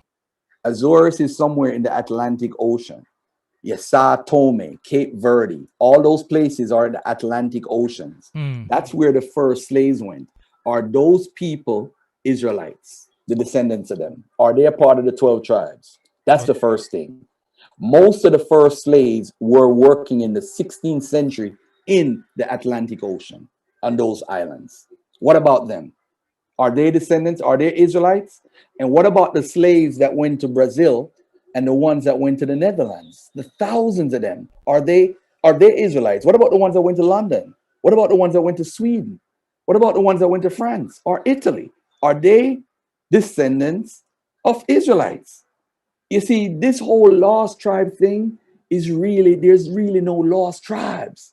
I proved that at the beginning of the interview. There's no such thing as a lost tribe because only 40,000 were taken. And we have documentation of them in the Assyrian army, building up their empire, working in the empire. Israelites with Israelite names. Now, this is one of the things I want to argue with Captain Tazarek and ISUPK and Katazak. Second Esdras was not written by Ezra. I'm going to say it again. There is no information that Second Esdras is a BC book. Scholars say it was written between 70 AD and around 200 AD. Now, Garfield, what makes you think the scholars are right? Okay, show me one prophet, show me one person in the history of mankind quoting Second Esdras in the BC era.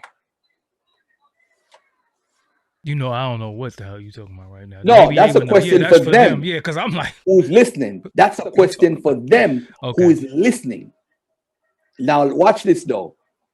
Every Jew that you see in West Africa today, there is some Jewish residue from traders and slave traders that were in West Africa. So if a black person jumps up and said that you're a Jew, I don't have a problem with it because I know they are a convert. Because the people who they converted from were converts. The Berber Jews were converts. The Berber Jews got converted by people who were converted into Judaism. So anywhere you go, there are converts. The problem is this religion is winning. To be chosen, it feels good, bro. You know, when I was in the Nation of Islam, I had my bow tie on and everything, dog. Yeah, I felt like I was the shit. I'm chosen, baby. Farrakhan used to say, you chosen. And you walk down the street, I'm chosen. But you live in a lie. You got a bean pie hookup? Because I need some bean pie. Yo, I love, yo, brother Joe at 127. I hate to go to Harlem because squash I'm pies, trying bro. not to eat The them. squash pies. Come on, man. Listen, man, bro. It's a whole I was new at the game. William and Mart selling bean pies. Yeah, 95. that's a whole new game. So, okay, your book, 14 chapters, written all by you. Yes. Okay, because you know, some brothers done claim they wrote books and they books was plagiarized. It was different things. Ghostwriters. Yeah. They got ghostwriters. So it's you know what? Let's this put it is this a book way. that you've been talking about for like the last 5-6 years, right? Yeah. Okay. So let's do it this way. I'm taking all credit for all ghostwriters. How about that? Is that better? Okay. So you have in your book, you have a bibliography. Yeah. You have sources. Do you number the sources in the book? Okay. Yes. So as they're reading, they can be able to go right to the source. I can show you a manuscript right now. Okay, let's do that. Let's do that. All right, hold on. Let me bring this up right here. Let's look at. All right, let me go to my mail. Gmail. And I hope your sound don't go out again, man. Please no, I doubt it. I think I fixed what you the figured issue out what might you did have been. wrong. You touched the wrong button. No, I didn't touch anything. It's just something about when you share the screen. I'm good. I think I figured it out.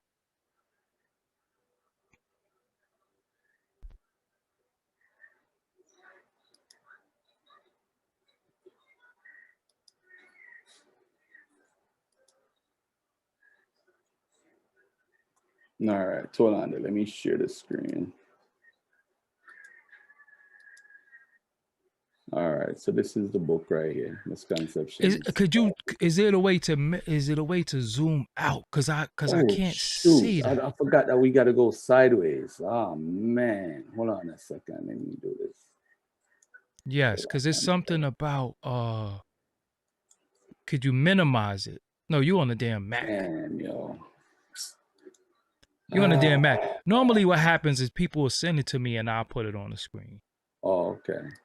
But I see it. The bottom line though is I see the book. Yeah, the book is I see the book. That's the book. That's the actual. Yeah, that's the actual book. Yeah. So that bottom line is I do want this is the introduction right here. Tell you what the chapters are and so forth. But I wanted to show you something. This is the Who wrote the foreword? Who wrote it? Onquest. Oh, okay. Okay. Onquest wrote it. Yeah, right here. It's right here. Okay. Yeah. All right. So this is Bereshit, the first chapter. I have no idea what Bereshit means. Bereshit means Genesis. Okay, yeah. I'm about to say I have no idea what Bereshit. I would have been sitting there saying Bereshit. Like bear shit. Like, that's what I would have been saying. Zion would have been mad with you, man. You violated. That's my guy. He wouldn't have been mad at me. We Brooklyn. So I was like, yo, bear shit. What are you talking about? I'm like, yo, what are you talking about? Oh man. So you see, I put 1, 2, 3, 4. See, I'm okay, yes, I do book. see. 5, yeah, you saw it. So what I spoke about earlier, another important point to consider is almost all the characters, places, and stories mentioned in the primeval history are not mentioned anywhere else. They can't see that. Nimrod, Abel, Cain, Eve, Seth, Shem, Japheth, etc. Okay, come back on the screen because I already have something that I want to ask you that I know is going to be controversial. The criticism. Yeah, go ahead. They're going to say, oh, I messed up. Hold on one second. Let me fix your screen. They're going to say you used white scholars to refute this. What is your answer to that? Hey, you know what? Soul of Judaism is written by a black man. The gods of the I use African scholars. I use African American scholars. I use Jamaican scholars. I use all type of scholars. I Okay. use white scholars, brown scholars. Scholarship don't have a color. Okay. It don't have a color. So from you today, we learned King James was white, limp wristed. Jesus existed, and it's a lot of contradictions in the Bible. That's your issue.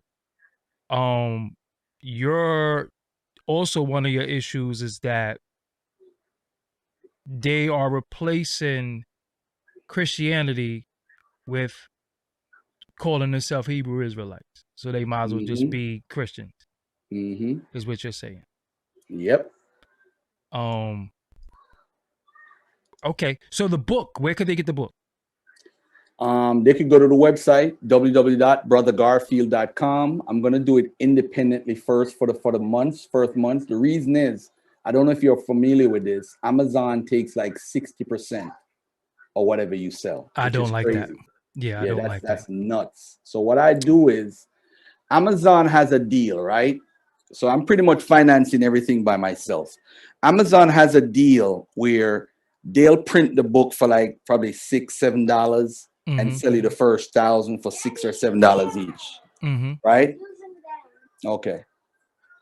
So they'll give you the first 1,000 for that. Cheese it one more time. Okay, I'm coming. Okay, I'm almost done. All right. Okay. All right. All right. Sit down right here. Come. All right. Yo, bro, it's like 10:30. You're supposed to be asleep. What's going on, right? man? Yeah, he got to wait for me to put him to bed. Yeah.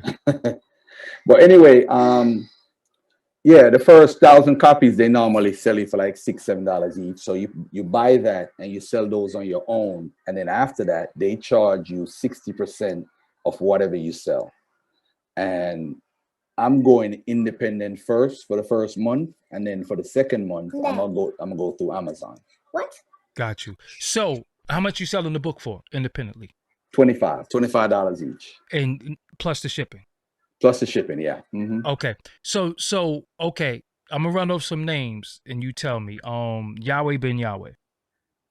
What about him? No truth to nothing he ever taught or anything. He just I thought he had a good unity thing, but he had some internal issues. But unity, as far as building a family core, Yahweh ben Yahweh, I mean, it's a cult, man. So cult produce bad behavior.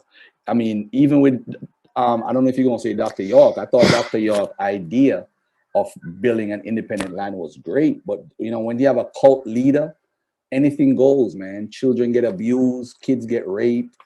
Even in Dimona, Israel right now, where they have the Israelites there, a lot of shit happens, bro. Is that Ben Carter? Ben Carter stuff. Ben Carter, yeah. I mean, yeah. The late great Ben Carter. Oh, he passed away when? I didn't even know he passed away. Passed it on like around 3 years ago. See, I didn't even know, and he actually brought Bobby Brown and Whitney out there one point, right? Benny Amin. Benny Amin Carter. That was his name. Yes. So, nobody in because according to the brothers in ISUPK, it was other people before Commanding General Yohana. Then he ended up inheriting it, because if he didn't take it over, it would have just went. So what you're saying is, because they teaching out of the Bible, none of it is the truth. No, you can't be a descendant of people that didn't exist. That's the first problem. So that all right. So okay, that is the premise. First and foremost, you cannot be descendant of people that didn't exist. These are what you call, in your book. Hold on, in the book, I call in the first chapter, I break down what an eponymous ancestor is. Eponymous ancestor is something that you write in a story that's based off what's called etiology. Etiology is etiology or aetiology.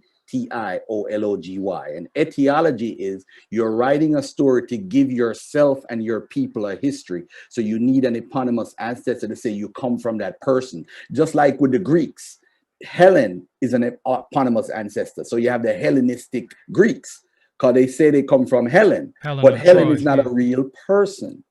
So the person who wrote the Bible actually copied that genealogical style from the Greeks. to be honest with you. Hectaeus Miletus. So don't, hey, Garfield is not a lightweight family.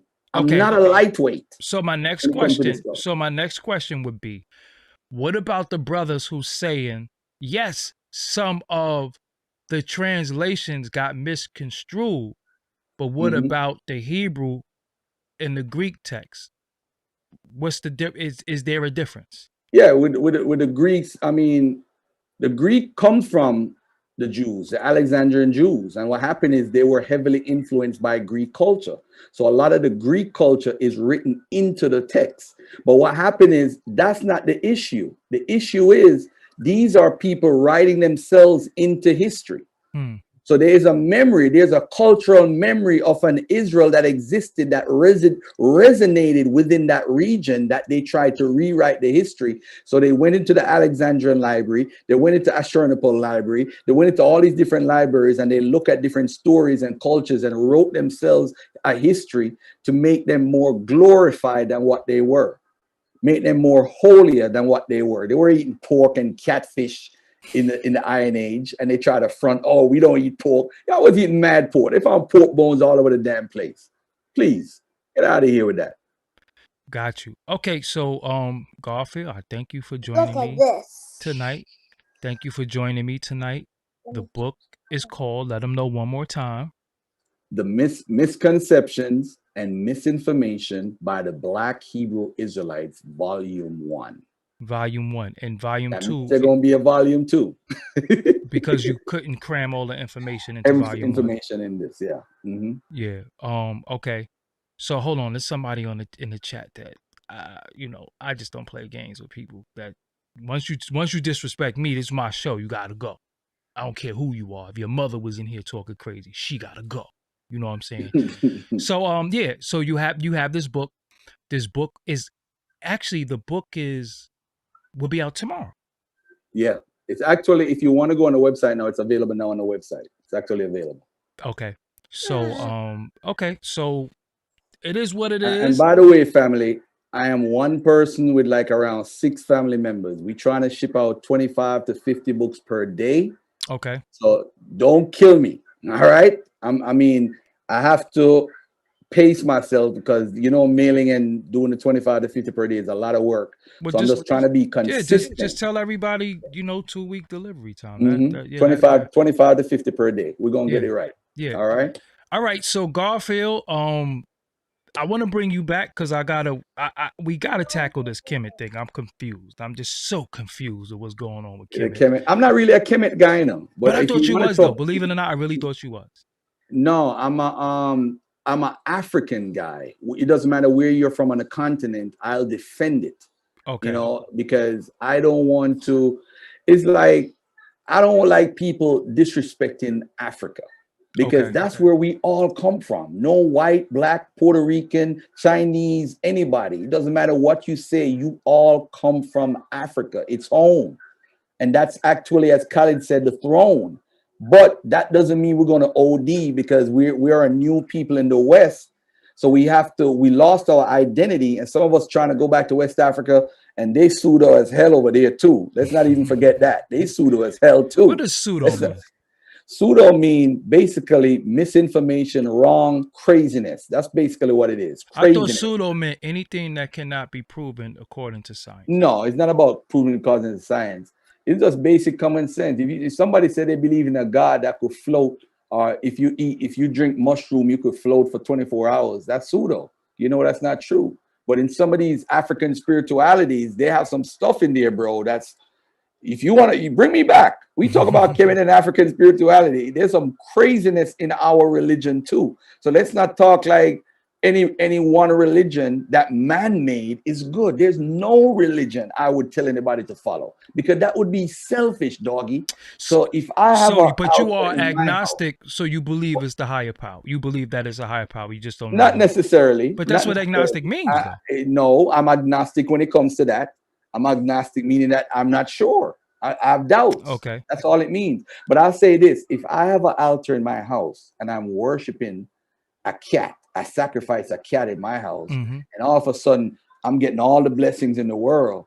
That don't mean I want you to follow what I do, because that's what religion is. So you're being selfish by telling everybody, if you follow me, the Most High is gonna bless you in Christ and all this craziness, when ain't nothing happening. Everything is by chance, it's by luck. One man making all the money. I don't One believe in man, luck. I do believe in just the universe, just cause and nah. effect. I believe in cause and effect. Oh, okay. Yeah, I don't believe in luck, and I don't believe in I think we all have our personal rituals and superstitions that we have. You know, just like, yo, I'm gonna wear this hat today. Every time I wear this hat, the chicks like me. To a certain extent, that's a Yeah. ritual. You know what I'm saying? Patrick Ewing used to do that. Yeah, it's a ritual to come in a house and take your shoes off or wipe. That's all, you know. So a lot of times when we hear rituals, we automatically just believe that it's something Focus, evil. focus, Yeah. right. Yeah, we think it's something, you know, even I don't even believe in karma. There's no such thing as karma. You know what I'm Yeah, saying? you know why I don't believe in karma though? Because there's no way this white man would be in charge or Facts. running For things. yeah. Karma Like existed. I But don't me and my believe in kids, me and my adult kids. chakras. I don't Yeah, I believe don't in believe in none of that. kundalini. No, I I don't don't believe believe in in none of that stuff because that's not ours. And again, like I asked my audience before, if it comes from us, then what was it called when we were doing it? Right, You know what I'm right, saying? right, What was it right, called when we right. was doing it? They say, well, they took the chakras from us. All right, so what was the original name before chakra? Because why are we saying these Hindu names, these Indian names? Why are we saying all this stuff? So, Exactly. all right, so it is what it is. I am Doggie Diamonds. This is Brother Garfield. If you want to, you could purchase his book. Give him the website one more time. www.brothergarfield.com. Brothergarfield.com. You could purchase your book right now. You could go on the website. Just press on the where it says buy the book now or buy now, and then you press on the picture of the book, and you go right to the PayPal stuff, and you're good to go. You ain't selling no herbs or no special tonics or nothing like that on there. What's going on, man? You like No, that website is just for the book. Period. Just for the book. I'm not. I know you're bugging, but hey, I want to say thank you for taking out the time. I know you're going through a little illness right now. What Yes. I'm gonna do is, my birthday is June 30th. Uh-huh. So I don't know. I might. Let me see what you doing June 30th, man. We could hang out. I don't drink. I Well, don't smoke or drink. I don't So I smoke or don't know drink what we either. could do. What I Okay. did do was I went and got tested again. So I'm waiting to get a negative. So Okay. Okay. until And I shout get out that, to Sarnetta, by the way, because if it wasn't for Sarnetta, I probably wouldn't have known Doggy. So I yes, gotta shout give out a to you. shout out to Shout my out to brother well, that's Sarnetta. the first time I saw you was on Right. Sarnetta TV. And the first time I Yeah, saw shout you, out I to was like, Sarnetta, man. I Shout think out the to first time I shout saw out you. to Simon, King Simon, who back in our Nation of Islam days, we used to do security together. A lot of Yeah, people don't know that that's in the my guy 90s right there. as a King Simon, teenager. that smile, So light up. shout out to King Simon, the best smile in the conscious community. Yes. Shout out to Rich from Underground Railroad. Mm-hmm. And shout out to Unquest who pushed me and forced me to go on Sarnetta when I didn't even want to go on that joint. But shout out to man. Got you. So yeah, your birthday is June 30th. So like I said, for me, I'm just waiting to get a lot of my symptoms are gone as far as the fever and the sweats. Today I went for a 2-mile walk. I'm trying to get my legs back under me. So I went for a little walk, been drinking my water, taking my my supplements that I take. And I'm gonna drink some ginger tea when I get off of here, and then take my next round of black seed oil and all that. I'm not saying to anybody that it's not. I'm not saying it's a cure or anything like that, but that's just what I've been doing to help my immune system and just keep my system moving clean, drinking a lot of fluids and stuff like that, and just really thinking positive. So let me end the show by saying this. Okay. Whatever scripture you believe in, ask yourself, when was it written? Why was it written? How was it written? And what purpose was it written for? Once you learn how to date the text in the Bible, you're going to have a better understanding. And trust me, Garfield is not your enemy. I'm just here to bring a better understanding to the community. So before we go, was it one person that wrote the Bible, or was it a group of people who wrote the Bible? Yeah, multiple people. It's been redacted many times. So that's why you have contradictions, because what happened is they have something called the JEPD theory. The JEPD theory, but I'm more of a guy that believes in the supplemental hypothesis. It's something that scholars talk about, meaning that people added on to what was there. But the thing is, remember, they didn't have Google, they didn't have Mac computers, they didn't have none of those things. So remember, these are people copying and copying and writing out. And, I mean, they did a good job. They could have done a better job, because if they did the right job, you wouldn't have contradictions or doublets in the Bible. The same story being written twice. Isaac is where Beersheba is named after. Then later on in the stories here, it's been named after Abraham, Beersheba, the same place. Oh my God. But I wanted to ask you though, how you know all this shit? Because I study a lot, and this is just what I do. So you specifically did 30 years. I've been studying the Bible. That's what I'm about to say. You went to some type of I went to school at one point. I wanted to be a pastor, but I definitely did the whole Bible study stuff. And but that's just me though. That's just the Bible. I mean, we got Raw Bond in the building, man. Shout out to Raw Bond. Shout out to I need Rob. Listen, no, I need Raw Bond on here. I really let me tell you. You like troublemakers? Let me tell you the people. Let me tell you the people who, when I see them, I listen to. I listen to you. I listen to Brother Jabari. I listen to Larry, and I listen to Rob On. Everybody else, I listen to every now and again. Oh, I definitely listen to Captain Tazariot and Zion Lex. I listen to, and Hashar is like one of my favorites too. I'm not really, it has nothing to do with the religion aspect. I just like when they just talk, and I like men being men. So I like the strength, and I like when they building on manhood and stuff like that. So I don't follow any particular doctrine, but for me, if you believe that this bottle of hand sanitizer woke you up today, that's on you. I know it ain't wake me up. But if you believe that's what you believe, that's on you. Raw Born come on though. He got, he gonna bring his slides. He gonna be dropping mad information. That's my walking encyclopedia brother right there. Yeah, I like especially in Sankofa too. Like I said, that's one of my biggest inspirations for this. He don't even know this, but if it wasn't for Sankofa, I wouldn't have gone to Sonnet either. Yes, between him and Unk, he was the one that was pushing me along with Ong to go on Sonetta. So shout out to Sankofa, because he was the one that pushed me at a certain event. I remember that he was always pushing me to go on Sonetta. So shout out to Sankofa, man. He's one of the greatest minds that ever went on Sonetta. Yes, absolutely. And like I said, I listen to a lot of the because I listen to y'all. I don't listen to Sonetta. Oh, okay. Like I listen because he's just the host, but I listen to. Sometimes he asks questions, but I be detecting a little bias inside that. He like you against the Hebrew. What the hell the Hebrew? Did the Hebrews mess with one of your women or something like that? What's going on? What happened? Did you lost a chick to a Hebrew or something like that? Bro. It's just information. Okay, all right. All right. So thank you for joining me today. We're gonna come back and we're going to build on some other stuff one day. You know what I'm saying? Because I got a lot of questions and I want to go through the Bible, and one day maybe we can get you, Zion Lex, or somebody. I know I could get y'all on my platform. Nah, I ain't doing nothing with Zion Lex. Why not? Nah, that dude, he took it to a whole nother level, man. So I don't even know nothing about that. I don't even know nothing about that. But see, me, like I said, for me, I'm into mediating a lot of stuff. Yeah. That's what you're good at. Yeah, for me, I don't want everybody respect you. Yeah, I don't want none of because Zion is my guy and you're my guy. So anytime dudes is fighting that I know, any way I can mediate it, even if the truth. No, we're actually not fighting. I just made a choice that, we get old every day and mature, man. I just don't think at this point I don't want to have a discussion. We could have a discussion maybe, but I don't know. Maybe you pull it off. I don't know.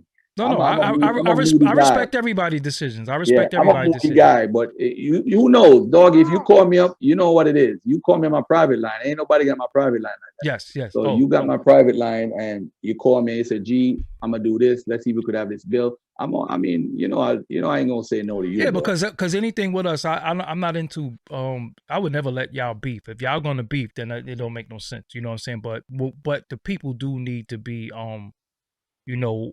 informed on certain things. And I have no bias. I rock with everybody. I have no bias. I will have Kata's on here tomorrow. We'll talk about something else. So it's not, I don't lean towards one thing, you know what I'm saying? But it is what it is, bro. I see your young one. You gotta, put them to sleep and read that book or whatever they want before they want you to go to sleep. So yeah, I will build with you later on, Garfield. Thank you for joining me. All right, peace and love, bro. Right, Hold peace. on, Pops. All right. Peace and love. Thank Yep. you for having me on, brother, and much love to the audience. Much love and much respect, Doggy.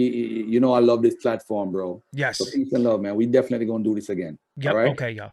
All right. Peace and love. All right, y'all. So that was Brother Garfield of the Dagger Squad. If anybody heard what you heard today and you want to come on and you want your spill, I have no issues with that. I do not lean towards any particular individual or group. I am unbiased. I want to, it's down the middle. And if you feel like your information is something viable that can help the people, I'm all for it. I like to talk about hip hop. I ain't into sports, but I like to talk about hip hop. I like to talk about real life. A lot of times people believe or want to say that I'm on here complaining or I'm always mad or whatever the case may be. No, it ain't none of that. I just like talking about real life things. So if you take when I speak about real life as me complaining, then that's on you. I could be on here front. I can be, but real things happen in life. So at the end of it all, I like to speak about it. I like to be an open book because thousands of people go through the same thing every day. Life is not always peaches and cream. And then I come on here some days and I want to have fun. I want to bug out. I want to rank. I want to act crazy. So it's different things. So thank you to everybody who subscribed to Corinne Bliss Johnson's YouTube channel. If you didn't do that, can you please do so now? Thank you to everybody who purchased merchandise for me. Thank you to everybody who donated, whether it's via Cash App, whether it's PayPal, or whether it's through the Super Chat. Also, I have a show launching soon called Doggie Diamonds Presents The Beatmaker Show. It's not going to be on this channel. It has its own channel. It's strictly about interviewing producers, talking about production and the whole art and process of making beats. Reason why I'm doing this and I'm starting a whole new channel is because y'all like my high tech interview, y'all like my Evil D interview, you like my Minnesota interview, you like my Lord Digger interview, and my background being in production makes it easy for me to talk about beats and music. So I want to show y'all the artwork. If you didn't see it, the channel already exists. It is called Doggie Diamonds Present The Beatmaker Show. So the YouTube should be let me see. Is it gonna come up? There we go.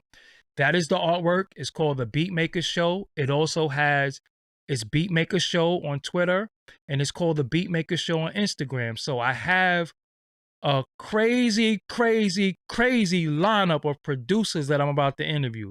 It's going to be people you're going to be like, yo, where have they been?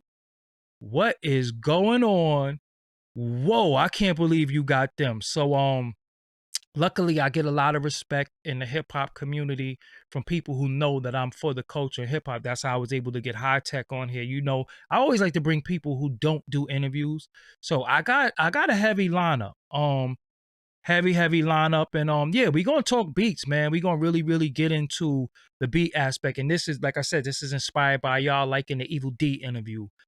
So I'm going to bring a lot of the guys that you love, a lot of the beat makers. People have been asking for DR period. I'm about to bring a lot of guys out. So this is it's called The Beatmaker Show. Hold on one second, y'all. Could I let me try to find it really quick before I go, because I don't want to stay on here too much longer. The Beatmakers Show, because they was giving me issues because it was a new channel and I didn't have no subscribers, so it was giving me issues. But let me put that in the chat if possible. Let me go to YouTube. Hold on one second, y'all. My bad. I'm not one of them people who likes dead air or silence when people are watching me. I don't like to get up and go get nothing to drink. I just want to sit here and just do the show. So I really be on some trying to do that. and it's at the end of the show. So I like I like my show to be like professional. I don't like to just to BS. Where the hell is my damn channel? See, this is the issue that I was having before because I couldn't find it because it was new. You know what I'm gonna do, y'all? I make sure it's the first pinned comment. I'm going to, when I do find it, because I actually put it on Facebook the other day. So allow me 5 seconds to go on Facebook and find it. That will be the best thing that I could do. Because, you know, when you first start a YouTube channel, and one day I'm going to teach this to y'all. When you first start a YouTube channel, you don't get a vanity custom URL. You don't get one. You have to build up a certain amount of subscribers and become a part of the partnership program. And then when you do that, you get a certain amount of subscribers. You can get a vanity URL, meaning that you can get a URL with what you want to call it. So my URL, of course, would be called The Beatmaker Show. So, but I don't have any subscribers because the channel was just starting. So, here we go right here. Okay, I found it, y'all. I found it. Okay, got 8 subscribers. Okay, cool. I found it. So yes, do that when you go on there. Also, when you go on there, it's going to be here we go. That's the channel right there, y'all. When you go on there, you can see the Instagram and you can see the Twitter. So it's a lot of things going on. Again, I also thank everybody for the well wishes. You know, because of y'all and, you know, just me wanting to live and having purpose to live. I fight every day. I make sure I get up, I take my walks, I drink my fluids, and I'm just doing what I gotta do to get 100% back on my feet. So it's actually in here. I'm going to share it, or again, I'm going to share it on Twitter. It's all over. So that's the Beatmaker Show. Kareem Johnson got his 1,000. Now I need 1,000 on here, and I'm gonna upload. Like I said, I think it's 2 things. My first episode is even Kareem's page was actually in here also. Scroll up. Kareem's page was in here. Moderators, just put up Kareem's page again. My first show on the Beatmaker Show is either going to be True Master, Pete Rock, or Alchemist. I'm not sure. You know what I'm saying? But again, I got some heavyweights, some top-notch producers that's already locked in whenever I'm doing it. You know what I'm saying? So yes, that is Kareem Bliss Johnson's page. This is my page for the Beatmaker Show. And with that, you already know what I do. You already know what I'm gonna say. I thank y'all for joining me tonight. I'm out of here. Until next time, I'll be back tomorrow. You know what I'm saying? I've been working through this, fighting through this, and I've been going live. You know what I'm saying? So it is what it is. I will holler at y'all later on. Peace.